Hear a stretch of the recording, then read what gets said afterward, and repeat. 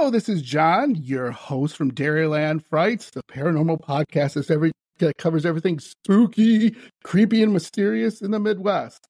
And I am super pumped because I have my special guest, Kaydra from Perplexity Mystery Podcast. Welcome, Kaydra. Thank you. I'm so excited to be here, John. We're gonna have a ton of fun. So before we get into the spooky stuff, let's talk a little bit about yourself, what interests you in the paranormal, and I know you do some true crime and some other things. And then if you could talk a little bit about your podcast to my spooky friends so they can check it out. Absolutely. Yeah. So my name is Kaydra. I am a little bit new to podcasting. It'll be a year in December.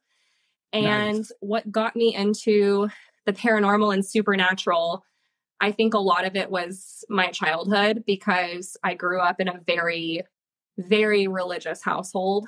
My dad was a pastor for most of my life. And I grew up, like, literally from a young age, I was taught that demons were real, heaven and hell were real, God, Jesus, all of that. Right.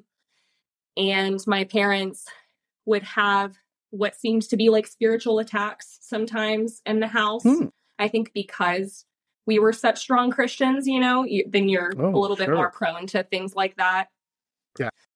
So my beliefs are different now as an adult. And I think that's part of what got me into looking into this more, because I would have experiences as a kid that I couldn't really explain.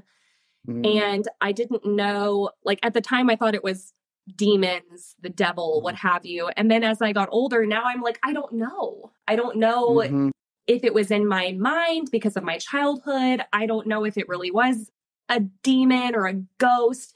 So it's interesting. I believed in demons and stuff like that as a kid, but I didn't believe in ghosts because that's not really in the religion I had at the time. Yeah. So where I'm at now is I want to learn more. I'm a very open-minded person. I like to think of myself as mind wide open, ask all the questions, consider all the possibilities. And so I wanted to learn more and do it in this podcast. So that's what I did. So I host Perplexity Mystery Podcast, and it's been great so far. And yeah, like you said, I cover true crime as well. Usually unsolved, mysterious types of true crime cases, because I find those to be interesting too. Very perplexing. Nice. And I will say, I love your opening. I don't know who did the opening for you. Who did that? That is awesome. So that is my dad. Your dad? My dad. Yeah. So that was his idea. My dad, I could talk about my dad forever, but my dad does voiceover professionally. He was the voice of Barney the dinosaur and the voice of Chuck E. Cheese, and did a lot of voiceover work for Dragon Ball Z and stuff like that. You can IMDb him. His name's Duncan Brannon. So he was like, let me do some intros for you. And for October, I wanted some creepy mwahahaha's. So he did that. And it's been great. Way to go, Dad. I applaud your dad. Yeah, Dad of the Year. And he listens to the podcast. He's a great supporter. So lots of fun. Way to go, Dad. Yeah. Love it. And I can't, every guest I have on here has amazing podcasts, and Kaydra is no different. It is amazing to listen to. She does a great job. She really covers, I just listened to your last one about the Hawaii, not murders. Why am I drawing a blank here? What was your last one about Hawaii? Oh, Hawaii House of Horrors. The Thank Frogger. You. Correct. Yeah. I love that one. Thank you. That one. That story is crazy. There's a lot more to it, too. There's so much more to it that I found on YouTube, because the woman that experienced it, Brittany, has a YouTube channel.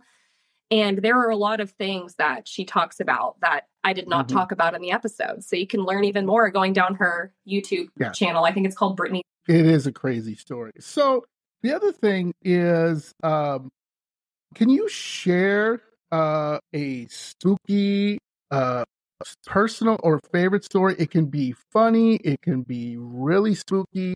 If you could share one, I always love to hear that from my guests. Yeah, just like an experience I've had or something. Yes, experience, anything. Absolutely.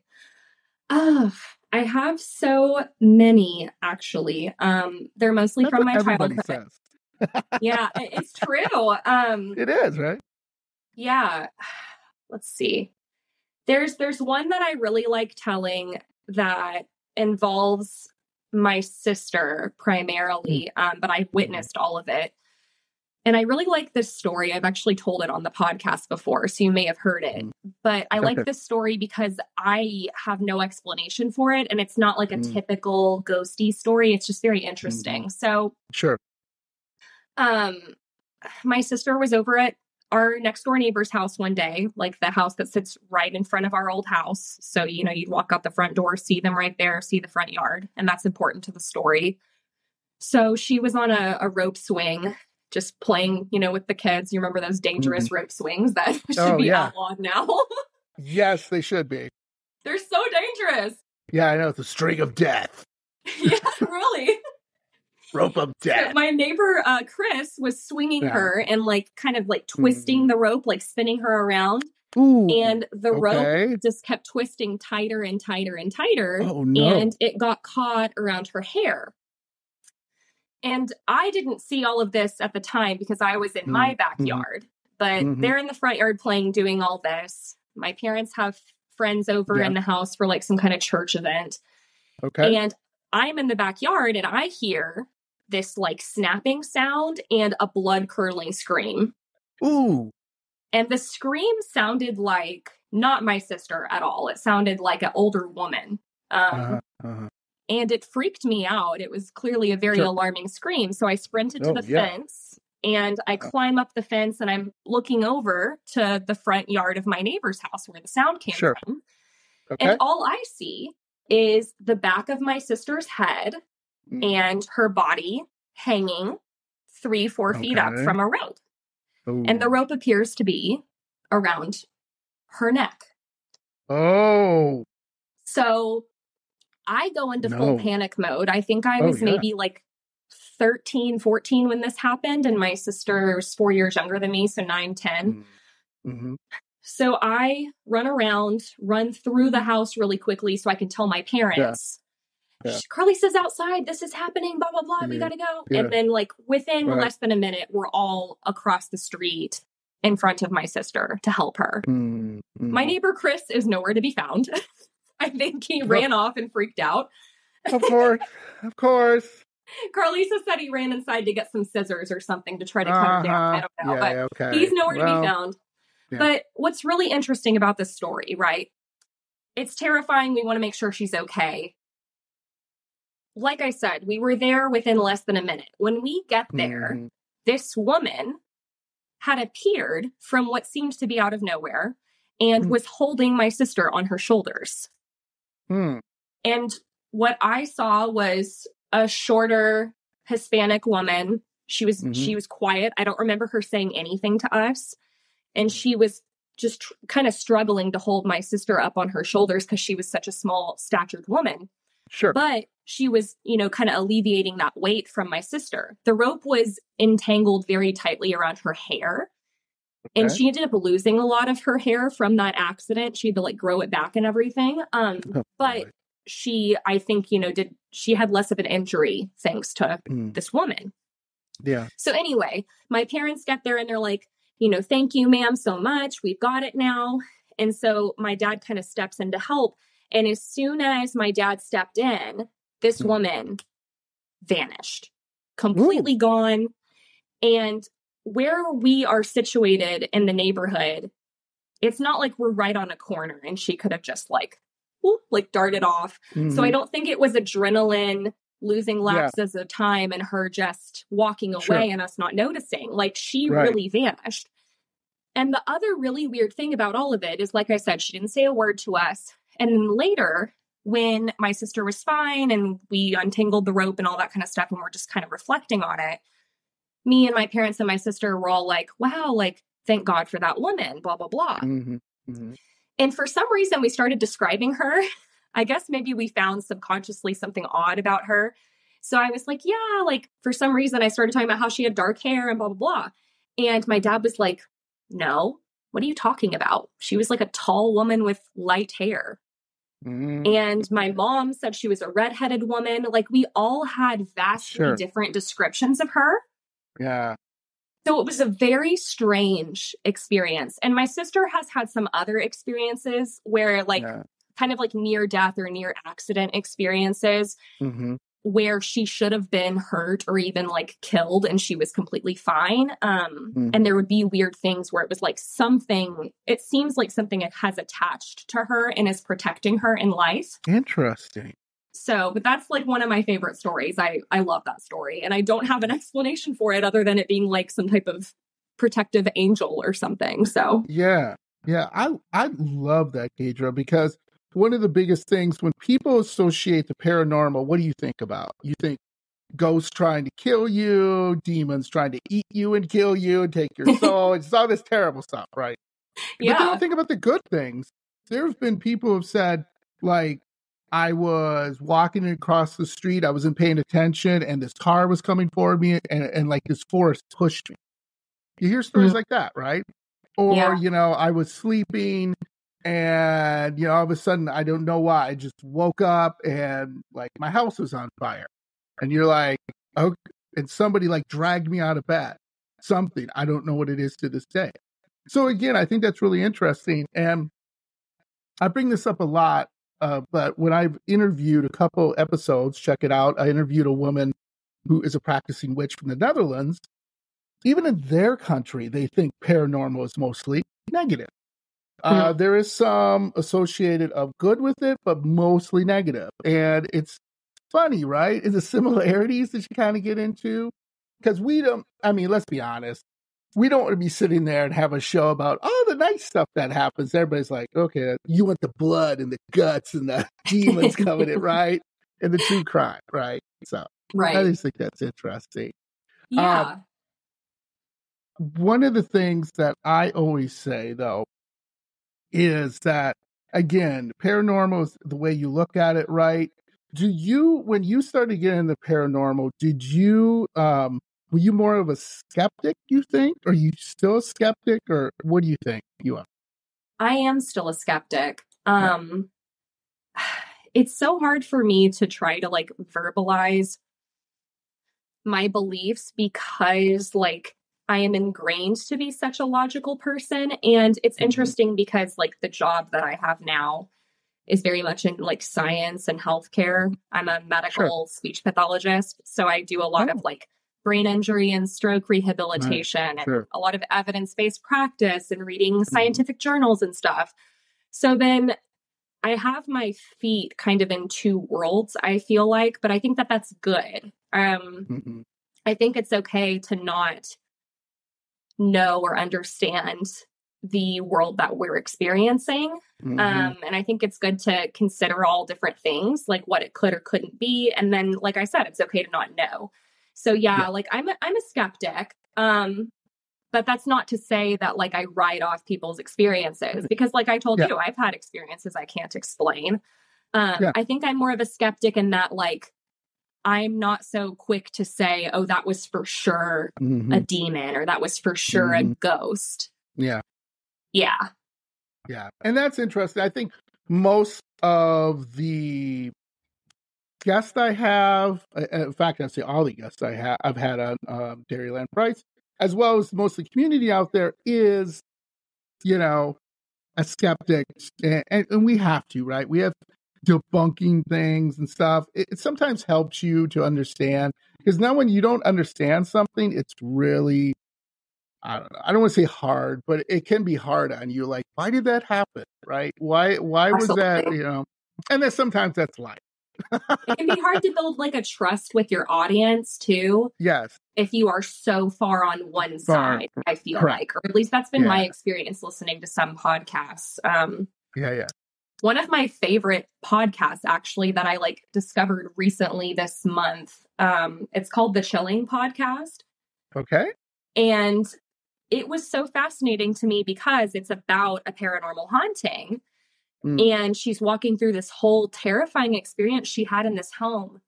But it's like the way that I want my podcast to be. She was so well-rounded in like interviewing these different experts, like sleep experts, scientists, demonologists, just all these different people to give her different explanations as to what her experience could have been. And time again throughout each episode, she was like, I am not going to tell you what to believe. Here's all these different things it could be, and I'm going to let you decide. And I think that that's so important. Absolutely. Because everyone has different experiences and practices, you know? Yeah. So, Absolutely. Absolutely.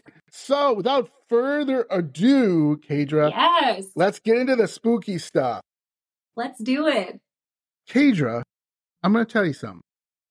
This terrifying real-life exorcism in Iowa, of all places, will send shivers down your spine. Ooh. Now, I have to say this. This episode contains explicit and extremely graphic descriptions. So if you're listening and the kids are in the car, you might have them put on some headphones or listen to it later. If you're listening, and again, you might want to say the kids, you might want to take a walk on this one. So let's get spooky. Let's do it. I'm so excited. So the sources, this is some of my sources. So I always like to bring this up to my audience. So if they want to check this out, this is my favorite source ever, Kaydra. The source is Satan Be Gone, a pamphlet done by Father Carl Vogel. Don't you love that? Satan Be Gone. I love that. It's a very intense title. I would get that book if I was at a bookstore. So I'm getting that book. I'm just whatever, grabbing it. Come on, let's hear it. It's actually a pamphlet by Father Carl Vogel in 1936.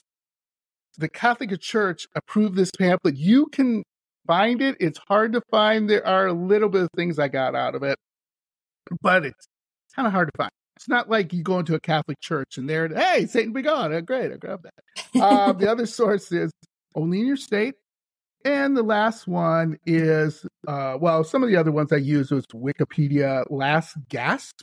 And then there were some other things they talked about the Exorcist and how this inspired it. So, and we'll get into that. How the movie, yes, that movie, the famous Exorcist movie, was maybe inspired by this. So, let's get going. The terrifying story of the EARLING exorcism.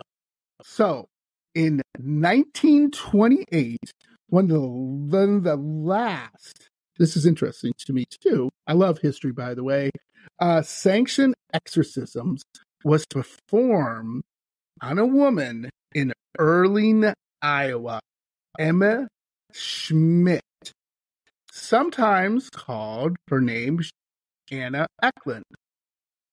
She was, it was 40 years old at the time she had been possessed, but this possession, check this out, for 26 years of her life, Kate. That's insane. And that makes sense because I feel like a lot of these stories are with like younger women. And when you said she was 40, I was like, that's a weird time to be possessed, historically speaking. But if it started 26 years ago, that makes sense. So I know the timelines be a little confusing for our listeners, but basically she had this, and I'll get into it. She's had this for 26 years. It wasn't until she was 40 years old till they were like, okay, maybe we got to do something. And they had been before, and I will get into that. So this is what she suffered from. So, Kaydra, how would you like to wake up to this? Demonic voices in your head telling you to do unspeakable things. That's not so great. At times, and as time went on, the possession grew worse. So she would wake up every morning with demons in her head saying, kill John, kill John. And she's like, oh, well, okay. Or, go to the church and defecate on the church. And this weird stuff, right? And she would hear that every single day. So Anna, this is nuts. Anna was unable to enter a church. So she couldn't. So when she would try to go to church, you got to remember, this is in the 1920s. Okay. So the normal thing to do, right, Kaydra, would be, oh, I'm going to go to church. I'm going to get this out of my system, talk to the priest. She couldn't even go in. Like, she would take a step in and immediately, like, somebody was pulling her back. She couldn't do it. Or she would get these intense pains. She couldn't do it. She also could detect blessed food. So for a while, she was not eating because she would say, oh, this is blessed. Somebody blessed this food. And she would reject it.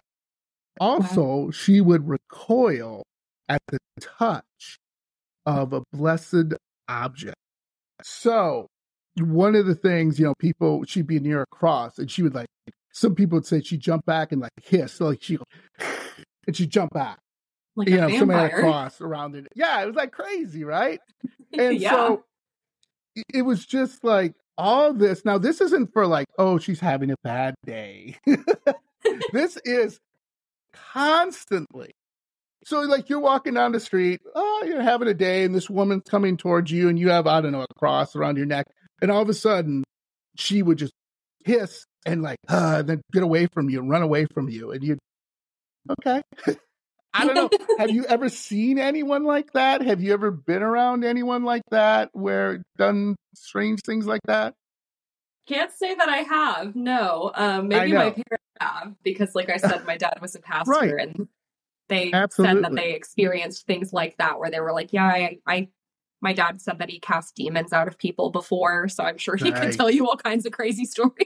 Oh, we might have to have your dad up. So one of the real things with this too was that, again, this is the 1920s. So, people in the 20s weren't as, how do you say, forgiving as we are today. So they were casting her out. So, and she's a woman. So they probably just thought she was she's a woman. Thank you very much for saying that. Yes, absolutely. And she's single, obviously. She's 40, right? So she's like an old maid at the point, quote unquote. Oh yeah, 40, and you're not married with kids. What's wrong with you? So I'm going to talk about these guys a little more in depth, but let me just give you just a brief introduction here, Kaydra. So Pastor Steig, when Emma was taken to the local covenant for an exorcism, things got even stranger. And I'll get into this, so don't worry, people, if I'm jumping ahead a little bit. So his idea was to take her to, let's take her to some type of covenant, where the nuns hang out. And let's take her there and see what happens. Well, you're going to find out in this story that did not work very well because things got really bad. And you get inside? Yeah, you'll find out. This is crazy. Okay.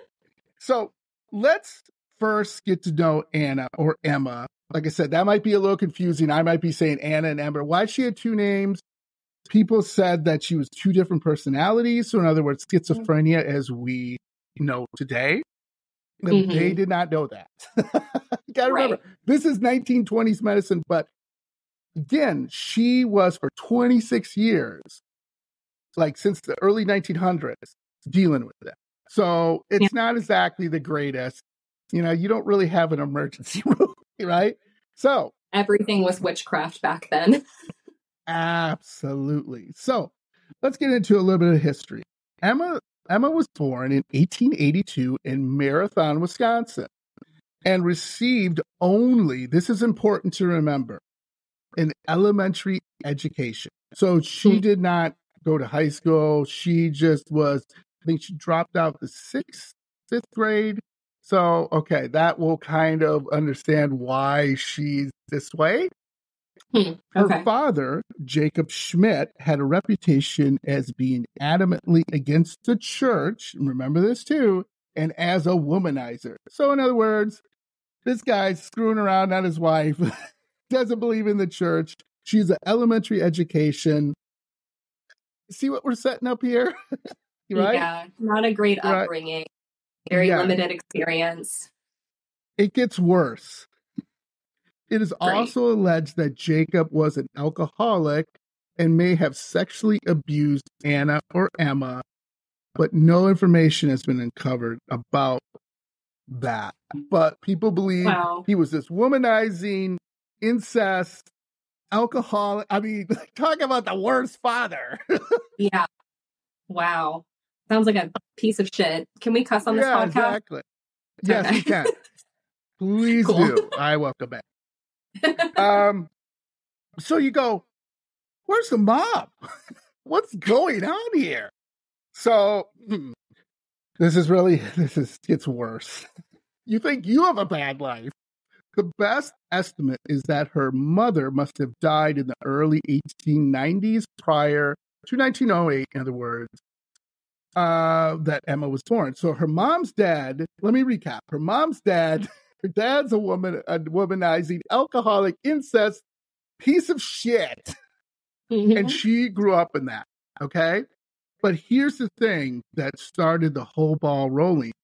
Emma, was described as being a religiously devout Catholic. So you combine all that into this, you can kind of see how this woman believed she was possessed and how she has severe mental problems, okay? That we recognize today. But back then, she's a witch, right? There's a demon. And that's crazy. So, here we go, people. Let's start the dive into the spookiness and creepiness. So, in 1896, at age 14, Emma began experiencing severe issues with attending church and receiving communion. She began describing compulsion to smash holy water fonts or to harm priests. She also began to suffer from signs of depression as well as unhindered sexual thoughts.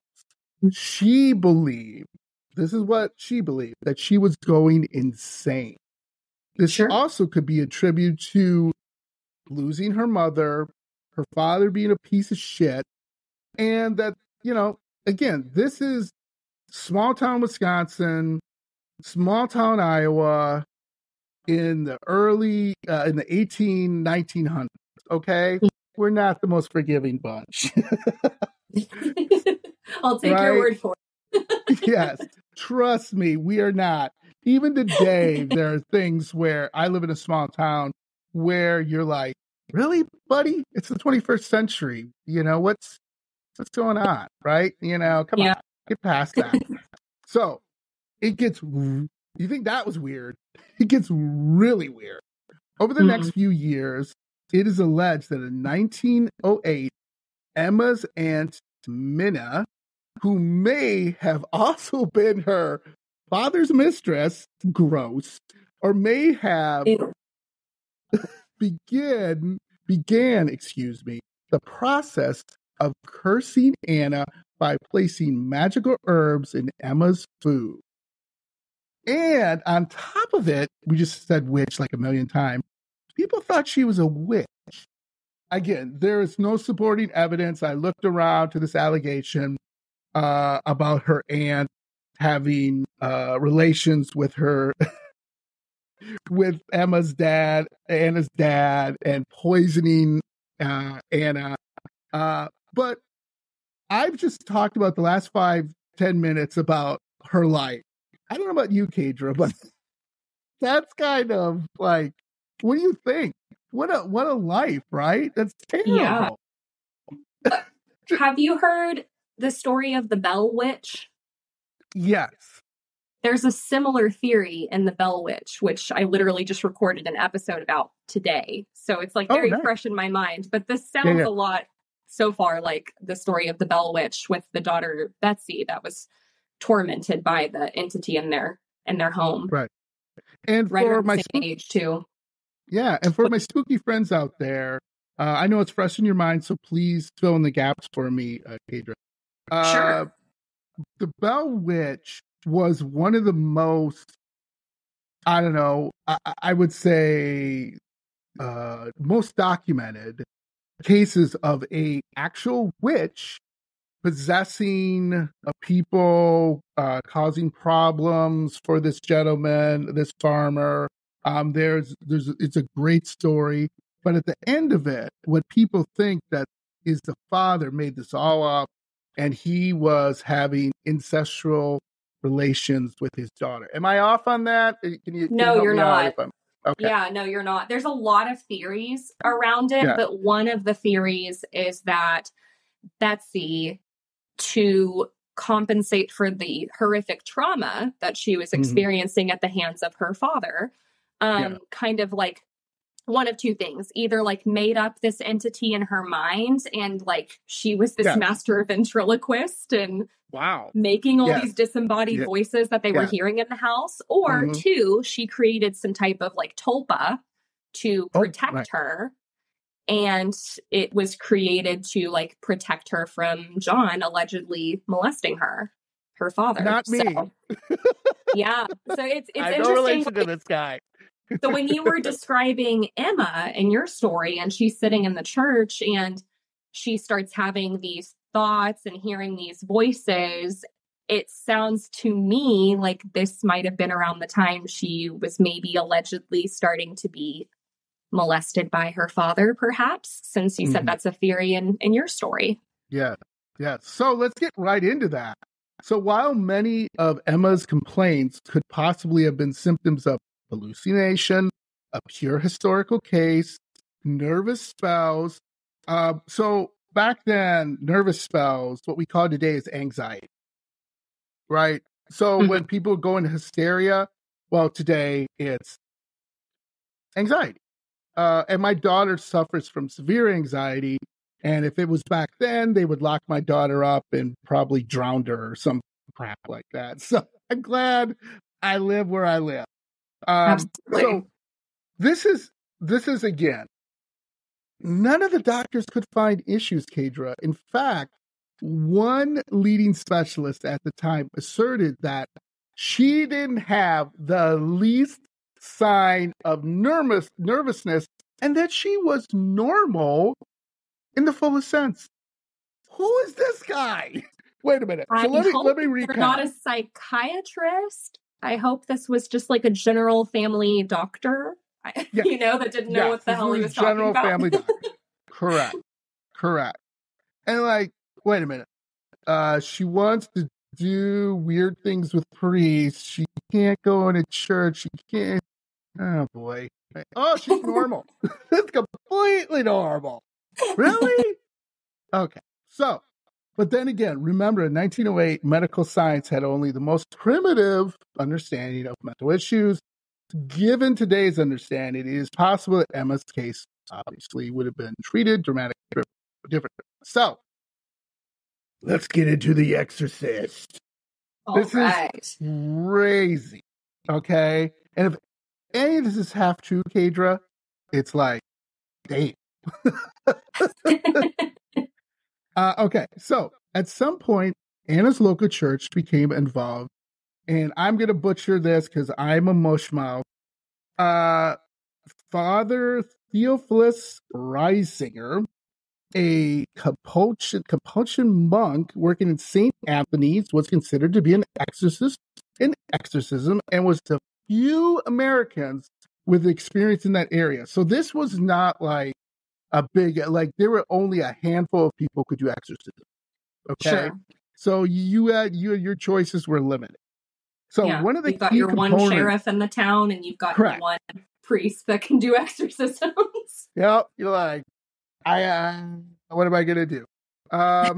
So one of the key components in determining an existence of a demonic entity and position is the ability of the possessed to understand languages that they should not know. In Satan Be Gone, Vogel, speaking on behalf of Reisinger, states the exorcism concluded that Euckland, Anna, or Emma, was only, again, a basic elementary education. So she could not understand or speak Latin, nor could she others speak German. And I'll get to that, why that's important. So while she would react negatively to prayers and rites in Latin, when conversational Latin, was used, there would be no reaction. So she could understand prayers in Latin. So somebody Domine, she'd be like, ah. But then somebody would talk to her Latin. She would be like, okay. So gotcha. Okay. So she right? understood it in like a religious relevance. Religion. So she would understand all the religion of them in Latin. So when they're blessing her in Latin, when they're performing exorcism rites in Latin, she totally understood that. But then when the priest would speak to her in a conversational tone in Latin, yeah, she had no clue what to say. Interesting. So here's the thing. One of the things, remember I told you this has been going on for 26 years? They hadn't done anything in that time. So Anna or Emma was possessed. She felt for all that time, and no one did nothing. So talk about burying the lead. That's one thing. Is she thought she should have had an exorcism for when she was younger, and everybody was like, she's normal. Remember when I just said the doctor said she's normal, right? So this is when we get into her in August of 1928. Emma, Anna thought she got rid of it for a little while. Okay. But this poor girl, she was repossessed. Come on, give this poor woman a break. Oh, no. She's been through enough. So, I know. So she had just, I should just mention this as a side note, for a while she felt normal. But not really. She still had that. And then this came back big time. So at some point prior to August of 1928, Emma Euckland again experienced symptoms of possession. She claimed to constantly have sexual thoughts and believed she also is tormented by the spirits of her father and Aunt Minna. Now, her father and Aunt Minna, by the way, had passed on. So, she was by herself. Like I said, she's 40 right now, or near 40. So she just thought she would hear her father saying all these sexual perverted thoughts to her, and Aunt Minna cursing her and thinking about her mom. So it's a lot, right? This girl's got a lot going on. So Emma's neurosis or symptoms left her unable to act normally. Well, yeah. No kidding. Emma again asked her Reisinger, who is the priest, now stationed in Marathon, Wisconsin. He's the only guy in town. You can't go anywhere.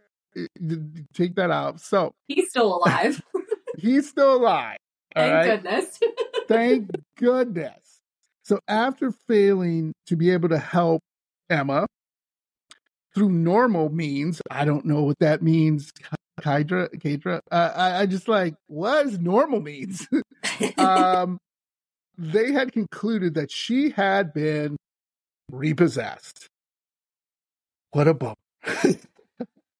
So, since it is now 1928, so let me take a pause here and take a beat. It is now 1928, but since the 1908 exorcism, she did have an exorcism, but it wasn't really an exorcism. It was more like, okay, bless you, blah, blah, blah. Okay, you're good now. Let's see a doctor. Oh, you're normal. Okay. So. A very chill hang. Yeah, I know, right. It was just whatever. By the way, they would use menopause is a big thing. So when a woman had menopause, they would use that. Priests and doctors would be like, oh, she's possessed, or she's got something wrong, and she's just going through her monthly cycle. That's another thing they mentioned in there. So great, right? So they didn't understand that. So when, I have a daughter and I'm married, my wife, when she was going through her things, and now my daughter's going through her things, and I'd be like, I'll come home from work. Hey, honey, what's going on? And my daughter was, I'll be like, now I know what's going on. But back in the 1920s, I'd be like, my daughter's possessed, right? And I'd I'm sure your daughter would love that now, John, if you accuse her of being possessed each time it was her time of the month. I'm going to go with that. Yes, a guy possessed. Get a priest. It is believed in 1928, and this is why this is the right guy. Reisinger, and also I'll talk about a friend he brings along, but Reisinger had already performed 19 exorcisms. So again, this is, hey, should know what he's doing, right? This is no problem. Yeah. And well seasoned. A lot of those, like I said, were on Anna or Emma. And when I mean exorcism, I'm not talking about the full thing I'm going to get into. It was more like, bless you, child, and blah, blah, blah, blah, blah. Okay, you're good. Let's go. So when Reisinger was on a missionary trip to visit his own old friend, Reverend Joseph Steiger, at the St. Joseph Parish in Illinois, he asked Steiger for permission to have a girl brought to the parish in Earling, Iowa, in Iowa, not Illinois, to have an exorcism performed. So he goes to his buddy, in other words, and says, hey, can I bring this girl, and can we perform an exorcism at your place? So Reisinger says, to Steiger, hey, let's bring this girl up there. You're going to find out that was a bad idea. Okay? So Reisinger had selected Earling, Iowa for a number of reasons. In the 1920s, as of today, there are only a few people who live there in the region. They have this big Catholic church. And even though this is interesting to me, so the roads were not so great, so they couldn't take Anna or Emma, whatever you say, by car. So you couldn't throw her in the backseat of your car and drive her to Earling, Iowa. But they had a railroad. So they took this girl, this woman who is obviously suffering from things, and put her on a public train. Oh. Perfect. I think that, what do you think of that? How would you like to be in the train and just see this woman in the back going, blah, and you're like, okay. It'd be pretty terrifying. Very terrifying. So, one of the things that they have is this nuns, convent, and it was, what they liked about it, it was private, it was less intrusive, so that was smart, right? She was like, okay, so let's take her to this place where no one can see her, and we do this in private, and, help this poor woman. Okay, that makes sense, right? Now, if you're thinking, I'm going to do a ghost investigation at this convent, no, they tore it down. So you cannot. And they tore it down in the mid-1990s, so it is not there. It's probably like a Chuck E. Cheese or something. That could be haunted. That could be haunted. We don't know. Could be. So, Reisinger, the main priest in this story, believed that the seclusion, like I said, would allow it to be done in secrecy, and as an anonymity would be preserved, so she had it private and keep away from, all these things, right? I think that's a great idea, like I said.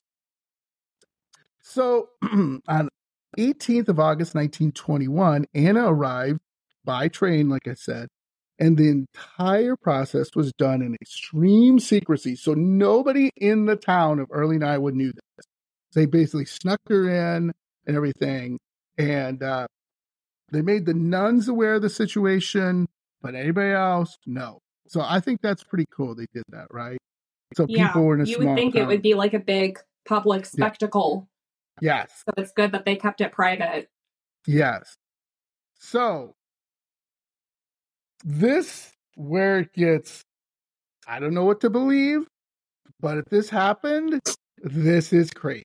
So, all right, I'm ready. In the exorcism, at least one instance during it, Emma levitated off her bed to the horror of the nuns and priests present. Her body was so swollen and distorted during the possession that the nuns thought she would burst. So she was swelling to a point where they thought she was going to explode. And it's like the according to blueberry in Willy Wonka. Yes. Except it's like even more terrifying than you can imagine. So imagine this woman levitating off the bed. Her head is swelling. And they said when her head swelled, her eyes bulged out of her head. So Ugh. her eyes just bulged out. How about you? I'm booking it. Oh, yeah. Thank you. I wouldn't have even gone to the convent. Oh, my God. So the other thing, too, she began speaking in Latin and other languages. Again, she didn't know this. She has an elementary education. So when the priest would speak to her, remember I said in a conversational form, they would speak and I don't know what's going on. But at this time, she did know. So when the priests were talking off to the side, she would hear them and then say, like if they were saying, oh man, I don't know what we're going to do. She'd be like, I'm taking over the demon. But she would say it in Latin and they would be like, holy shit. Yeah. Okay. In another instance, oh boy, Emma escaped the bed she was being confined to and broke free of the guards before she flew through the air and landed above the door, where she clung to the wall in an unearthly and terrifying manner. So, in other words, she jumped up, clung to the wall, and was like walking on the wall. And people were like, holy shit. Classic exorcism movie. Yes. And we've all seen that in the horror movie where the person is like, and they turn their neck and they rock on the wall and you're like, holy shit. That's what happened. That's what everybody says happened. And these are not, let me make clear. These are not me and you. These are priests, nuns. Why would they make this up? Like, why would you, it's kind of dumb, in my opinion. Yeah. The other thing she did was there was a relic that she sensed in the pocket of one of the priest's robe, and she became extremely angry at the priest. So she, like a priest walked in because he was going to play, I got her. I got this relic and I'm going to take it out. And I'm going to get her. She was like, I see it. I see that relic. Don't bring it near me. And it was in his pocket. So there was no way she could see it, but she sensed it. And she knew there was something in there. Mm. Okay, so hopefully you haven't eaten lunch or about to eat lunch. I ate a few hours ago, so I think we're good. We're good. Also, like I said, I work in the medical field, so I've seen a lot of things. Yeah. Okay, we're good. We're good. Obviously. Throughout the possession, a horrible stench was in the room. And let's just say Emma didn't use the bathroom. She liked to vomit and defecate. Get this. Dozens of times a day. She would, according to them, she would vomit all over the place. And I'll get into this, where, oh my God, this foul green vomit by the bucket load. Yes. And she would sometimes take her shit, for lack of a better word, and wipe it all over herself and wipe it on the walls. And she would shit in the corner. She would shit in the bed. She would throw the shit at people. Yeah. I'm sure it smelled awesome in there. Delicious. She would also have voices that no human could produce emanating from her body. And she would scream at the priest and nun. Now, get this. What I thought was a funny sidelight, even though this isn't funny, at least I don't think it's funny if I was there, the nuns had to clean this up. So the nuns would come in and would start cleaning stuff up, and then she would vomit, and then they'd clean it up. This happened dozens of times a day. So think about when you've been really sick, right? And you probably got sick 2 or 3 times, and your boyfriend, your husband, or whoever cleaned it up. Imagine this happening dozens of times a day. Ugh. Yeah, that's disgusting. I don't even know what types of like cleaning agents they would have used back then either, you know? Yeah, they don't have Mr. Clean. No. They don't have Lysol. Yeah, there's no Clorox. There's no Clorox. There's probably a bleach or a lime, but that's about it. You know? Yeah. Wow. So eventually the priest performing the exorcism identified 4 different spirits possessing her. One was the spirit of her dead father, Jacob, great, who sexually abused Emma and placed a curse on her. I don't know why he did that. One was the spirit of her, to make it worse, one was the spirit of her dead Aunt Mina, which we already talked about it. The other thing I forgot to say was not only was Aunt Mina a notorious witch, but also people think she murdered a child in one of her sacrifices as a witch. Yeah, great. Whoa. Yeah. Another was a spirit named Judas Isorat or Ice Carrot or whatever his name is. I can't pronounce it. Let's call him Judas, who is believed to be the patron demon of suicide. So, and the last was a demon, the big one, Beelzebub or Satan. So she has her witch aunt, her holy shit, crappy dad, the patron, basically saint of suicide, and let's top it off, Satan. Well, I think her dad was the one making her shit everywhere because he was full of shit. Yeah, there you know. I'm trying to think who was responsible for what here. Absolutely. So when asked, hey, what the demons wanted, the demons replied that they wanted Emma to hang herself so she would go to hell. So when Reisinger determined to know who the lead demon was, he was told Satan, of course, Beelzebub. It was speaking as Beelzebub that the demon claimed he did not want her own father's curse in her. So he wanted to take over the whole body. He was like, hey, get the father out of there. This is mine. When Reisinger challenged him further, the demon responded, leave me in peace for once. So Satan just wanted to be left alone, just take over the body, stop the exorcism. Come on. So the response prompted the exorcist again to ask if Anna's father was part of the possession. The demon allegedly responded, what a foolish question. He has been with us forever since he has been damned. So, okay. And other times, the demon claimed to be, like I said, the apostle Judas, and that Judas was there to bring despair, again, so she would commit suicide and hang herself. And again, must go to hell. They tried, she said, give me a rope. I want to kill myself. Give me a rope. I want to kill myself repeatedly. At another time, the demon claimed to have forced Anna. So the demon, Anna's father, Jacob, he says he claimed to have tried to force Anna into this. And he tried to have Anna, have sex with him. And that the reason she didn't do it, that's why he's cursing her. Does that make sense? So this dickhead is like saying, hey, she didn't have sex with me, so I'm cursing her.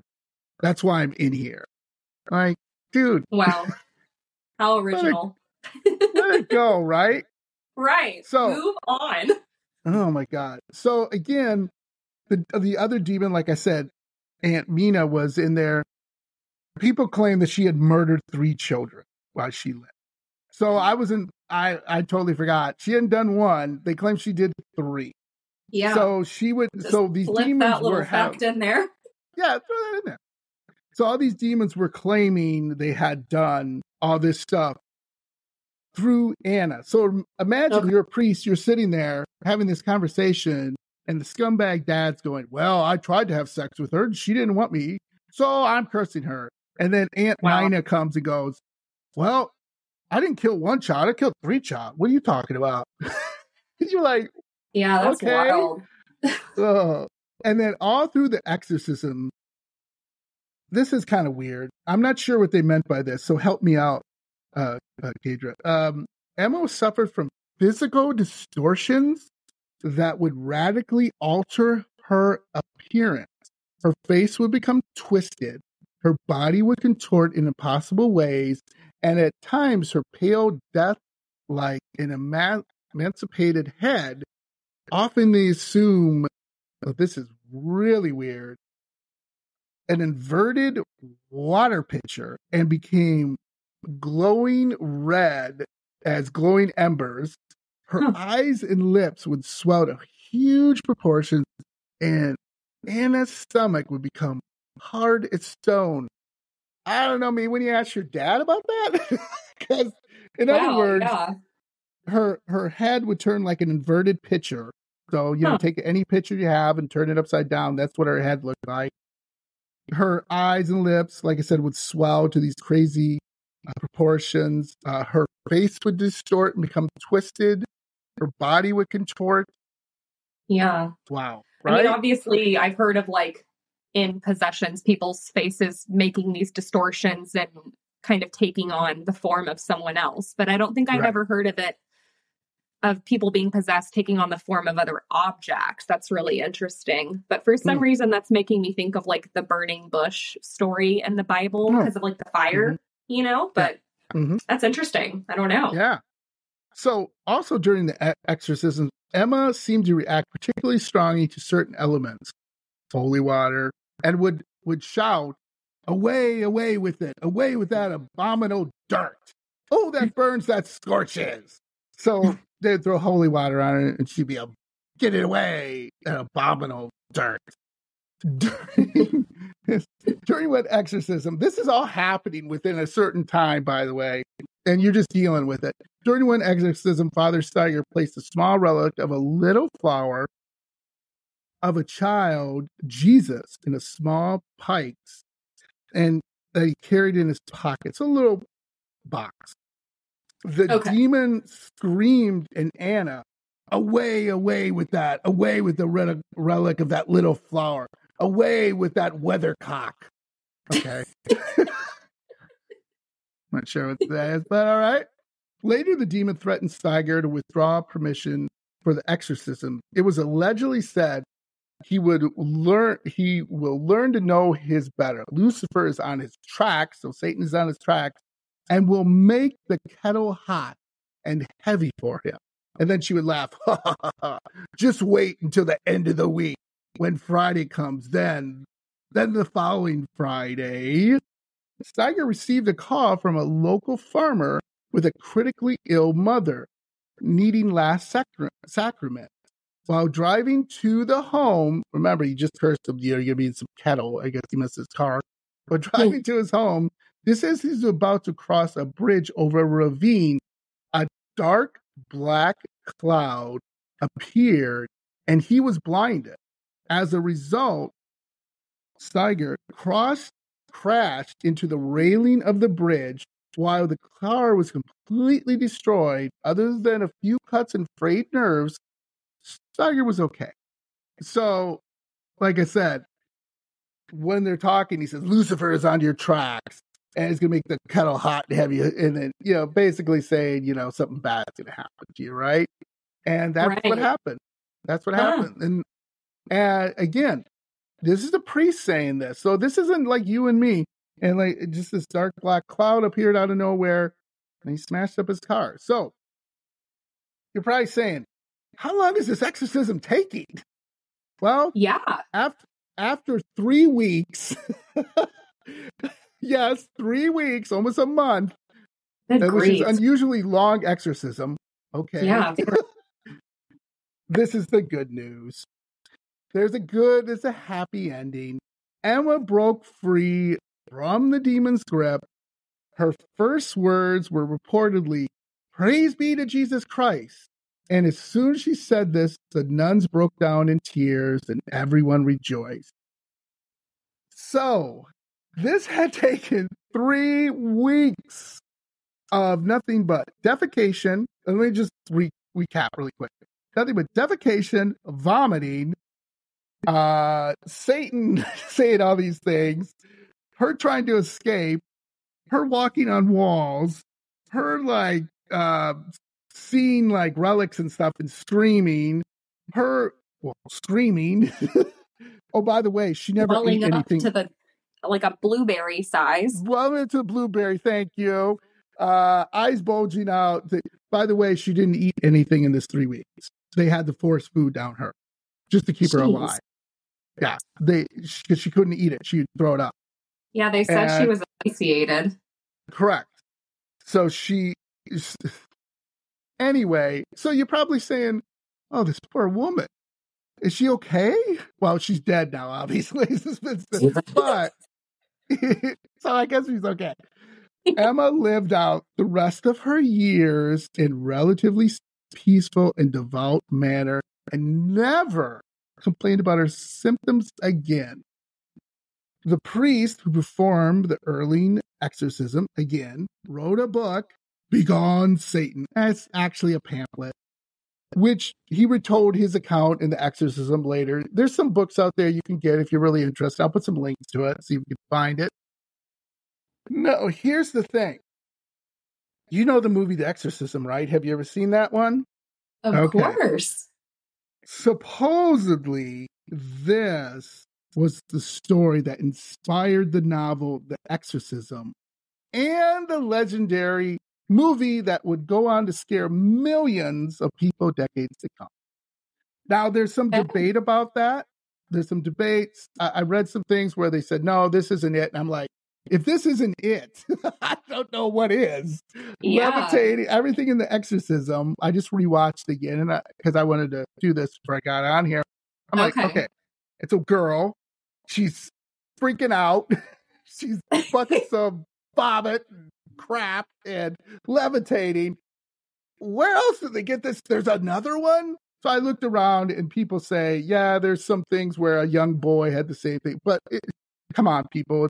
It's still, this had to have some, process of helping inspire something, especially The Exorcist. So, okay. So what do you think? Do you think this is true? I like to ask this all my guests. Would you believe this is true? Do you believe parts of this is true? What do you think, Kate? I mean, it's hard to say because, I haven't read the writings, obviously, but who knows? Let's say if this did happen, I feel like there's no other explanation for it other than it being a possession, specifically because of the languages that she was able to speak. And the knowledge that she was suddenly able to take on and kind of shifting into these different characters and whatnot. And also it seems like her contorting and turning into these different things. It's such specific and very strange things that she was shifting into. You'd have to have a pretty crazy imagination to make those things up. Right. So is that a yes or a maybe? I'm struggling. We'll go with maybe. And that's me as a person. I like to sit in the middle and think it is, it's certainly possible. Skeptical. Yeah, skeptical. It to me is, there's been a lot of, I'm trying to think of the case in the Cecil Hotel, Lisa Lamb, where they thought she's possessed. It's a story basically of this woman. Yeah, I'm familiar. To my against spooky friends. This woman was in the Cecil Hotel. Look up the Cecil Hotel. Very notorious. Had serial killers live there. Crazy hotel. Anyway, she was found in the tanks, the water tanks. But when they found out she was off her medication and she had schizophrenia and she had all these other issues going for her, it's kind of like, oh, okay, kind of get that. And it seems very similar to this. They didn't know she's schizophrenic. They didn't know she had maybe multiple personality disorders. She had whatever, right? Yeah. And she's super religious. She's super, being uneducated doesn't necessarily mean you're dumb, but it doesn't mean that you maybe understand a little bit more about certain things that happen in this world. Because she hasn't, gone to university or whatever to study more of that theology and other things to understand, again, how certain religions practice and everything like that. So I'm going to do a weird thing. I'm going to give this about 45%. I'm going to do a percent. I'm going to say about 45% true that there was obviously something wrong with this woman. Obviously something's going on. And whether it was demon possession, maybe. But we do know it was some type of mental illness. And I'm glad that she eventually got the help she needed. So, great. Awesome. So thank you so much. This was awesome. I had a blast. Absolutely. It was so much fun. And thank you for doing my first remote recording with me. Having me on. I love your podcast. And I can't wait to hear the episode. Same here. So this episode will drop actually next week. I got an episode before this, so we'll drop next week. Just to let you know, I drop them on Sunday afternoons. Perfect. But please, people, do all my friends and my little covenant or convent, whatever you want to call it. Perplexity Mystery. Check it out. Kaydra does an amazing job. You will love it. I love it. So please check it out. And now we say two things before we end things up. We say hi to your ghost. So hello, ghost. Hello. And stay spooky. So thank you. Stay spooky. Absolutely. Thank you